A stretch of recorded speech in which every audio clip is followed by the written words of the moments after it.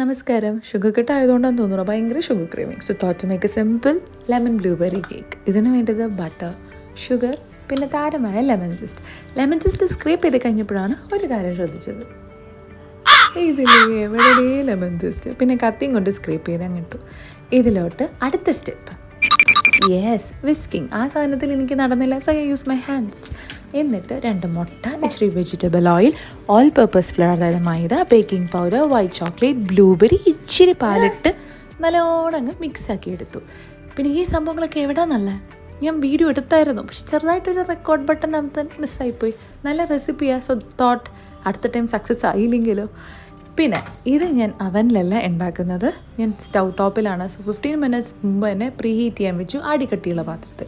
എന്നിട്ട് ബട്ടർ പൊട്ടി ബാറ്റർ ഒഴിച്ച് അടച്ച് വെച്ചു. ഇനിയാണ് ടാസ്ക്. അവൾ കാത്തിരിക്കുകയാണ്. അവൾ കാത്തുകൊണ്ടേയിരിക്കുകയാണ്. ഈ കാത്തിരിപ്പിൽ ചെറുതായി വിശന്നു ദാഹിച്ചപ്പോൾ ഇച്ചിരി പാഷൻ ഫ്രൂട്ട് ഡ്രിങ്ക് അങ്ങ് കുടിച്ചു. വീണ്ടും കാത്തിരിപ്പിന് വ്യായാമമില്ല, വീണ്ടും കാത്തിരിക്കുകയാണ്. ആക്രാന്തം മൂത്ത് ഫോർക്ക് ഊത്തി നോക്കിയപ്പോൾ നടുവിൽ വന്നിട്ടില്ല. അത് നക്കി വീണ്ടും ഞാൻ അടപ്പ് മൂടി. വീണ്ടും കാത്തിരിപ്പിനൊടുവിൽ നടുക്ക വെട്ടിപ്പുളർന്ന പാട് കണ്ടില്ലേ. ഇത് കേക്ക് ഇഷ്ടം. ഇനി ഐസിങ് വേണം, ലെമൺ ഗ്ലേസ് ഐസിങ്. അതിനുവേണ്ടി ഷുഗർ പൗഡറാക്കി ഇച്ചിരി ലെമൺ ജ്യൂസും 1 സ്പൂൺ മിൽക്കും ഇട്ട് മിക്സാക്കി അതിലോട്ട് ഞാൻ ഒഴിക്കുന്ന ഒഴിയുണ്ടല്ലോ മിൻവായി. ഈ പീസ് എവിടെ പോയി? ഞാൻ തന്നെയാട്ടോ കഴിച്ചത്. പിന്നെ ഈ ലെമൺ ഗ്ലേസ് എടുത്ത് ഞാനങ്ങ് ഒഴിക്കാൻ തുടങ്ങി. കണ്ടില്ലേ ആ ഒഴുപ്പ്?